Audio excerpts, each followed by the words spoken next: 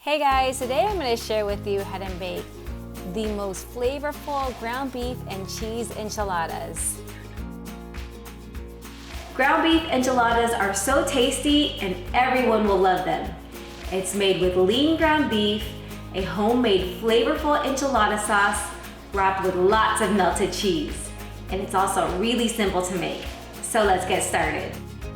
To begin, I have some oil that I heated over medium-high heat, and I'm gonna brown 1 pound of lean ground beef.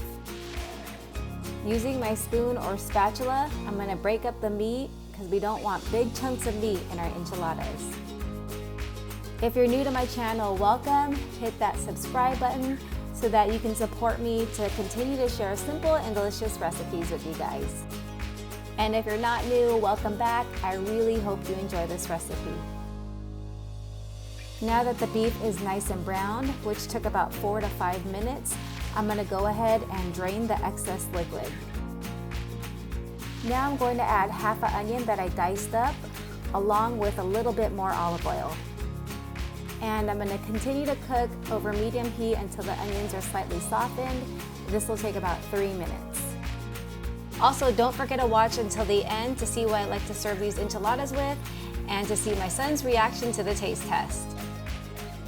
Now I'm going to add 2 teaspoons of chili powder, 1 teaspoon of oregano, and 1 teaspoon of garlic powder.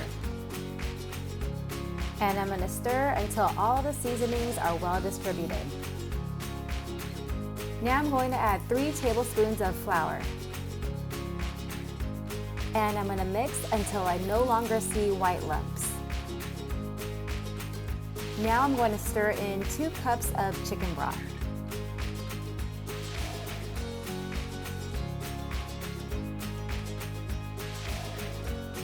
And lastly, I'm going to add 16 ounces of tomato sauce. And that's pretty much it for the sauce. Trust me, you guys, this is so much better than the canned stuff. Plus, you may have all the ingredients already in your pantry. Chicken broth, tomato sauce, garlic powder, chili powder, oregano. That's stuff that I usually always have on hand. So I did notice while I was cooking this, I was missing a smoky smell. I forgot the cumin. So I'm adding 2 teaspoons of cumin along with some salt to season our sauce. I'm gonna bring the sauce to a boil and then I'm gonna let it simmer over medium-low for about 3 minutes to let the sauce get slightly thickened. It's already looking pretty good and it's almost time to assemble our enchiladas. Here I have 3 cups of shredded cheddar cheese, which is about 12 ounces, and I'm going to reserve 1 cup to top our enchiladas later.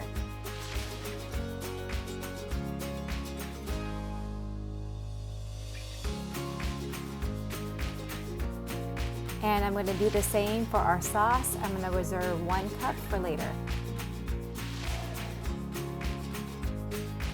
For these enchiladas, I'm going to use flour tortillas. I'm going to scoop some of the sauce over the top.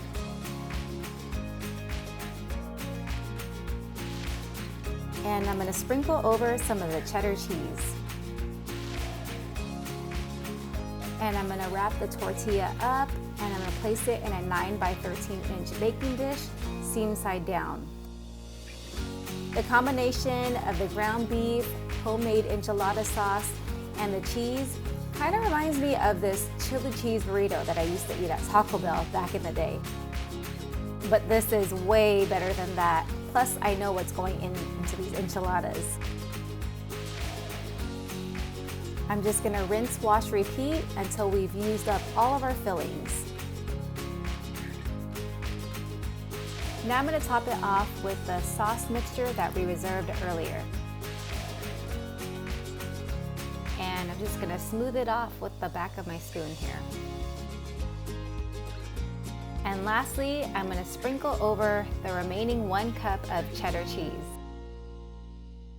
I used to only make chicken enchiladas, but this ground beef version is pretty good. I don't know which is better.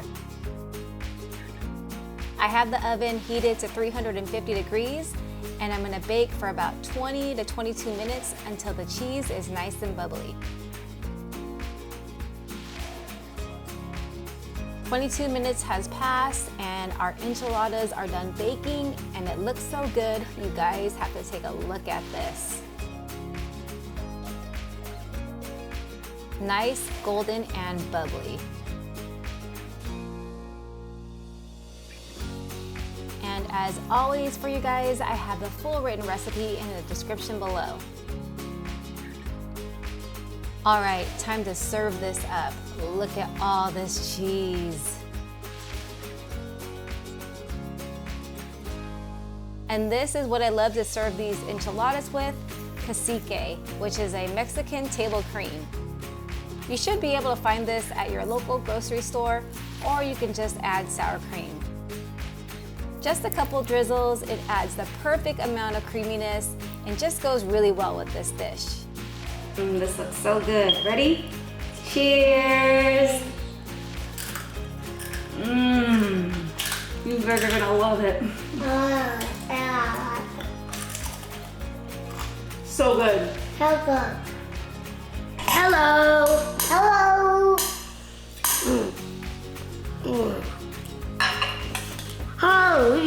Hi.